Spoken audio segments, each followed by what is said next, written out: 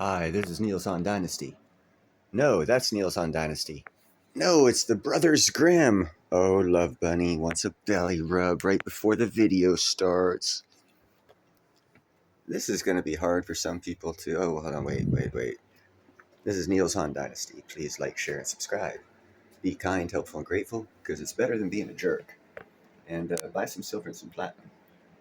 You guys will regret not buying platinum at $1,000 an ounce. Anyhow, I'm going to do a little narration along with this video. It's about African civilizations and how actually great they were, and they were great. There's history's kind of written them out, so that's one reason I'm bringing it to you.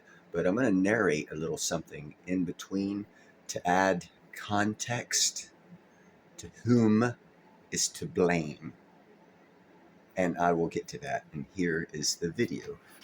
I'll turn off the fan so you can hear it better. All right, here we go. Invention, technology, or contribution to themselves or the world. And yet, nothing could be further from the truth.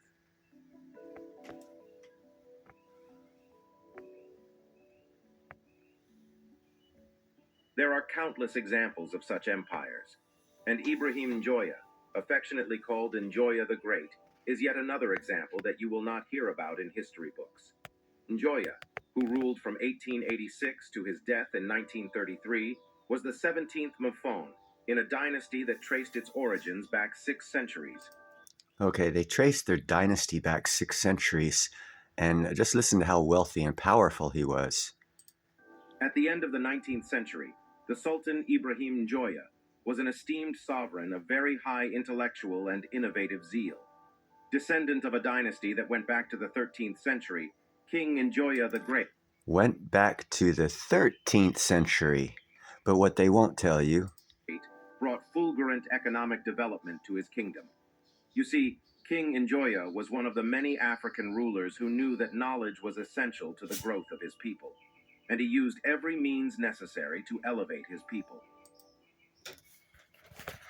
it makes it sound all well and good, but see, we have a viewpoint of history as well, and we were buying slaves in the 17 or 1800s when his family was elevating their people and bringing civilization using by any means necessary to raise his empire up, kind of like the Roman Empire. Romans had slaves too. See, it's a historical fact that great empires usually have slaves. America, we have sex slaves and child labor still. So, you can't cut any great empire out. I brought this to you, and I'm not going to show the rest. He did great things for Africa, and he has been forgotten in history. But the fact still remains. When you overlap African history, as I hope you research and learn more about, inlay American history, and then ask yourself, who is at fault for slavery? The ones who at the end of, or the beginning of their civilization, the end of the African civilization, who actually just purchased a product that was there for sale for thousands of years? Or do you blame the people that to this day are still enslaving Africans? Yes, I did a video back in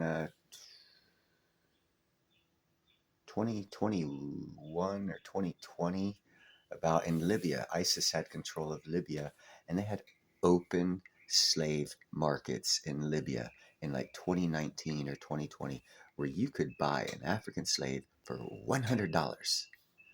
Another thing you need to know, I can't tell you too much about slavery because I'll get a strike from YouTube.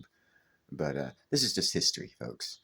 I'm just showing you the African side of history and this great king, and he was great. I'm not diminishing him whatsoever. He did great things the more you research, and there are other great leaders further back than him that that did great things and elevated their people. He actually invented the printing press.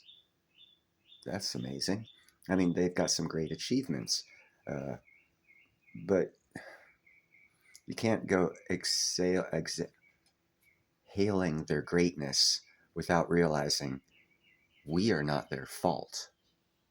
They are their fault as well. They had great miscomings as well in doing anything to make your country great. Even and back then, 13th, 14th, 15th, 16th century, when his family ruled, you enslaved your neighbors. That's what they did.